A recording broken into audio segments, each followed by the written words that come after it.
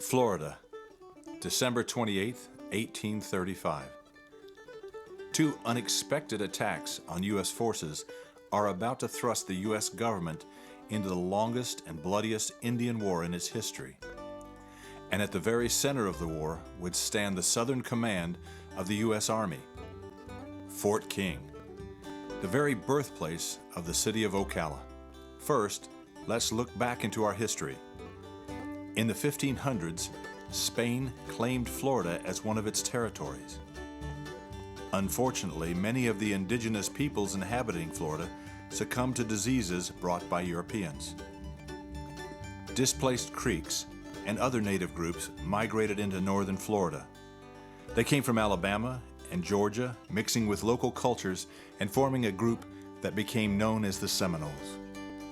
About this same time, runaway slaves fled to Spanish Florida, where the Seminoles accepted them. The farming skills of the former slaves became a real asset to the tribe. These new members of the tribe would become known as Black Seminoles. Soon skirmishes were breaking out between rogue settlers, slave catchers, and the Seminoles. Then in 1818, troops led by General Andrew Jackson invaded northwest Florida in an attempt to quell the uprisings. Spain expressed outrage over the invasion of their territory, but unable to defend it themselves, Spain ceded Florida to the United States under the terms of the Adams-Onis Treaty of 1819. These early skirmishes and battles are historically known as the First Seminole War. After becoming an official U.S. territory, settlers began migrating to Florida in search of fertile lands and opportunities. Skirmishes once again broke out. As tensions worsened, the settlers turned to the government for protection. In 1823, Seminole tribal chiefs were summoned by the U.S. government to Moultrie Creek, where an agreement was worked out setting aside 4 million acres in central Florida for the tribe. In exchange for the Seminoles moving to the reservation, the U.S. government would ensure that no new settlers would be allowed. This agreement would be enforced for 20 years and is known as the Treaty of Moultrie Creek. In 1826, an Indian agency was established under the leadership of Gad Humphreys near what is now Ocala. 1 year later, in 1827, Fort King was built to administrate the Treaty of Moultrie Creek, promote law and order, and to protect the Seminoles from immigrants. It was named after Colonel William King, who had commanded the 4th Infantry. 2 years of peace would follow, with the Seminoles gaining more confidence in both Agent Humphreys and the U.S. government. In fact, when the fort was abandoned in 1829, due to budget cuts in Washington, the Indians continued their peaceful relationship and never considered hostile actions against the abandoned fort. In 1830, Andrew Jackson, now President of the United States, convinced Congress to pass the Indian Removal Act, ordering the relocation of all remaining Indians to territories west of the Mississippi. In Florida, the Seminoles learned of this act in 1832, when summoned to a meeting on the Ocklawaha River near Orange Springs. Here, Seminole chiefs were coerced into signing a document which became known as the Treaty of Payne's Landing. Though accounts differ on the authenticity of the signatures, this treaty replaced the Treaty of Moultrie Creek and ordered the immediate removal of all Seminoles from Florida. As tensions rose, Fort King was re-garrisoned. Unhappy with previous agents, President Jackson assigned Wiley Thompson as the new Indian agent at Fort King, with orders to speed up the process of Indian removal. This agent would be no friend of the Seminoles. In a series of meetings at the fort, Thompson insulted the Seminoles and vowed to deal harshly with them if they didn't comply with the treaty. Agent Thompson noticed one Indian of lesser rank was gaining popularity among the dissenting factions of Seminoles. This son of a Creek Indian mother and an Englishman father had a birth name of Billy Powell. After migrating to Florida and joining the Seminoles, Billy Powell was soon given the Seminole name of Osceola, or Black Drink Shouter, a reference to his blood-curdling battle cry. White men pronounced his name Osceola. Osceola was a defiant Seminole leader who opposed immigration.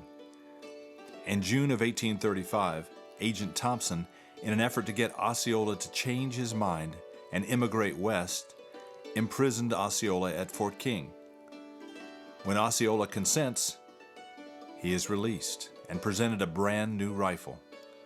But instead of leaving Florida, Osceola rejoins his tribe and prepares for war.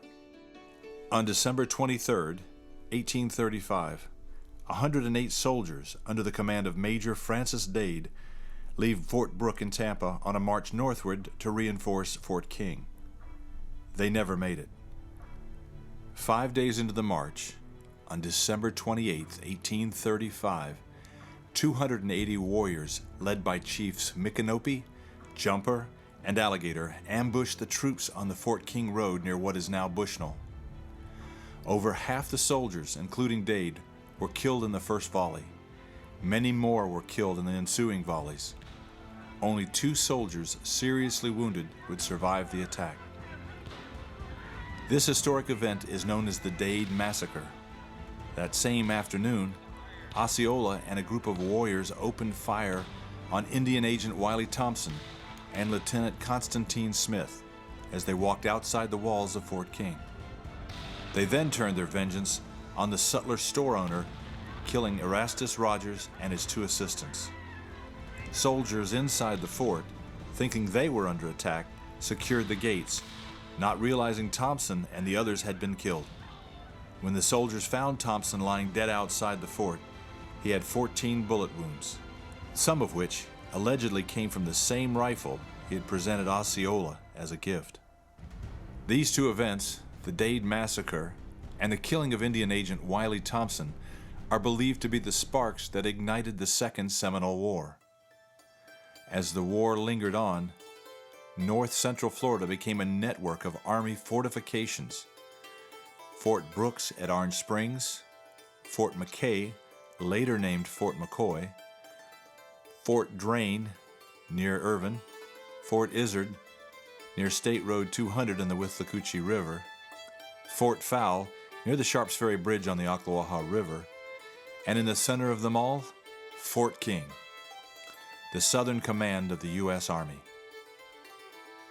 Military roads, typically 20 feet wide, provided the network to resupply and move troops. The Fort King Road, connecting with Fort Brooks and Tampa, roads to Fort Micanopy, Fort McKay, and lesser roads and trails connected the rest. In May of 1836, with Seminole guerrilla warfare taking its toll, the U.S. Army once again abandons Fort King. This time, Seminole warriors ransacked the fort and burned it to the ground. 1 year later, in April of 1837, Federal troops re-garrisoned the Fort King site and immediately started constructing a new fort. As shown in this excellent sketch by Lieutenant John T. Sprague, and supported by this floor plan found in the National Archives in Washington, D.C., this new fort included a square-shaped stockade, 150 foot square. 2 25-foot blockhouses were constructed on diagonal corners to allow for the defense of all 4 walls. Inside the stockade would be barracks for enlisted men, officers' quarters, a mess hall, kitchens, and 2 powder magazines. A second-story cupola over the barracks allowed a sentinel to signal approaching danger by ringing a cowbell. Walls of the fort were constructed using 18-foot pine logs, 12 inches in diameter, and split lengthwise to provide 2 pickets per log. Bark was removed to prevent insect habitat and reduce it as a fire hazard. The logs were placed 2 feet into the ground, round side facing outward. Batten boards nailed horizontally on the inside of the fort wall helped provide support. There was a main front gate and a rear gate, with the front gate facing roughly 10 degrees west of due north. A spring located 200 yards to the east of the fort provided adequate water for cooking, bathing, and watering livestock. Perhaps it was the sheer size of Fort King that helped persuade some Seminoles to attend peace talks. The talks were held at the fort by Major General Alexander Macomb in 1839. With questionable ethics, General Thomas Jessup ordered Osceola seized after he appeared under a white flag of truce. Osceola was put in chains, transferred to Fort Marion in St. Augustine, and eventually placed on a ship to Fort Moultrie in Charleston Harbor. Here Osceola died on January 30th, 1838, and is interred outside the fort walls.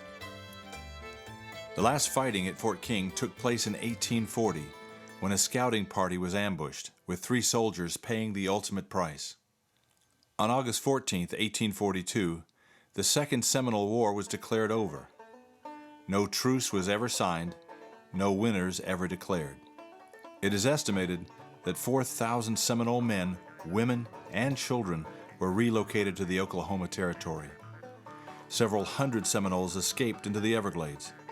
Today, descendants of the Oklahoma Seminoles make up the Seminole Nation, while the Everglades Seminoles make up the Seminole Tribe of Florida. On August 15, 1842, the remains of soldiers who died in the war, including Dade's troops and 34 from Fort King, were disinterred and reburied under the Coquina Pyramids at the National Cemetery in St. Augustine. Fort King was soon decommissioned and turned over to nearby settlers. In 1844, Marion County was created with Fort King designated as the county seat. The fort served as the first courthouse of Marion County before being dismantled by local settlers when they moved to what is now downtown Ocala. In 2004, the site was declared a National Historic Landmark by the United States Congress. It was purchased through a joint agreement between the City of Ocala and the County of Marion.